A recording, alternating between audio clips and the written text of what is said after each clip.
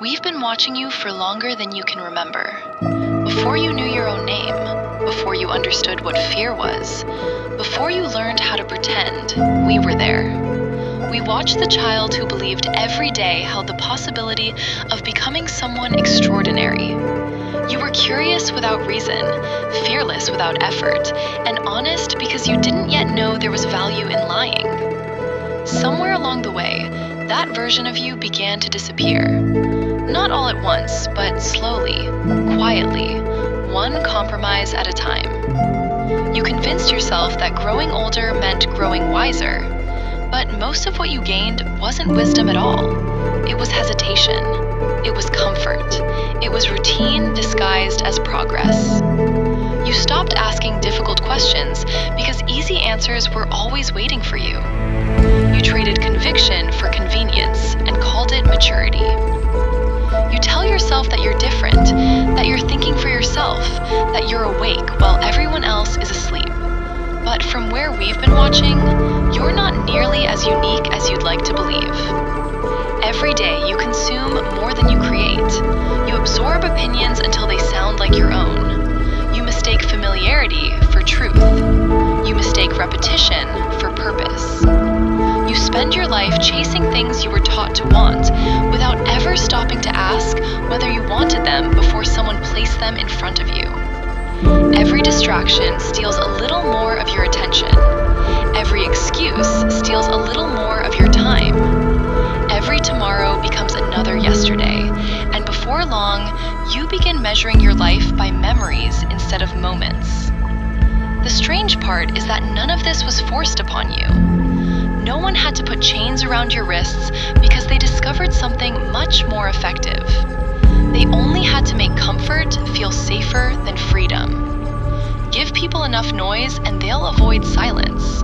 Give them enough entertainment and they'll never notice the years slipping past them. Give them enough reasons to point at someone else and they'll never look in the mirror. You call it living because everyone around you calls it living.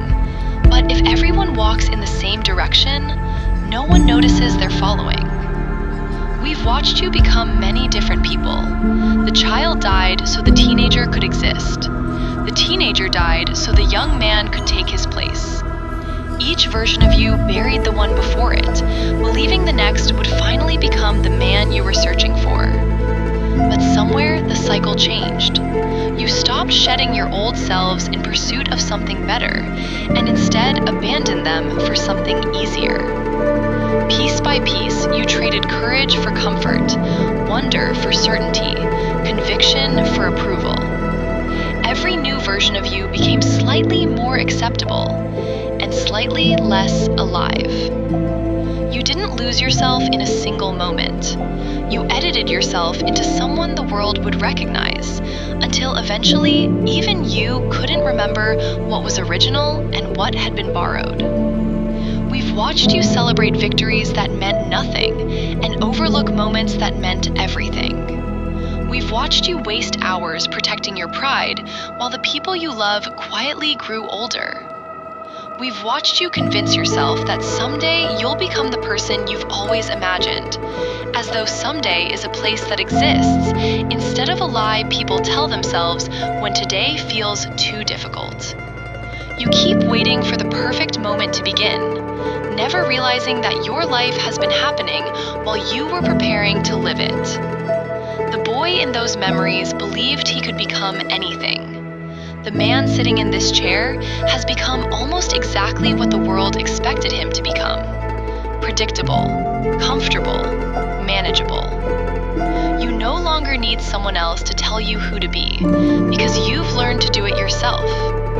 You defend the walls of a prison you built with your own hands, and every morning you wake believing the cage is freedom, simply because you've forgotten what freedom feels like.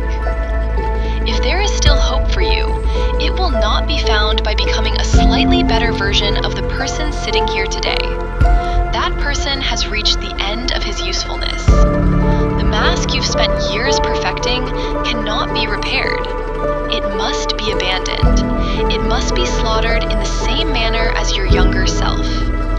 The identity you've protected cannot lead you where you claim you want to go. It must be left behind. Not because your life should end, but because this version of it already has died inside. Every meaningful transformation demands a death before it offers a beginning. The question has never been whether you're capable of changing. You have proven yourself to change for every situation. You have proven yourself to sacrifice your own entity to live in a comfortable lie. The question is whether you're willing to let the false version of yourself disappear completely so that something honest can finally take its place. We've spent your entire life observing one question, and after all these years, we finally have an answer. You were never defeated by some great evil or some unstoppable force.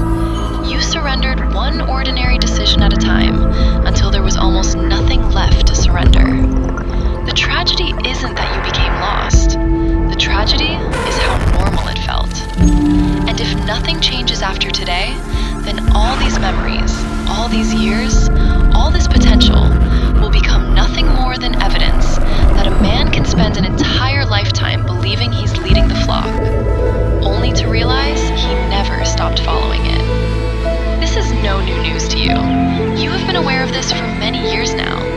It just took us a while to know how to get to your heart as you have replaced it with a second brain, then a third, and a fourth, and so on. But we now have calculated that this was the only way to reach to you, by exposing ourselves.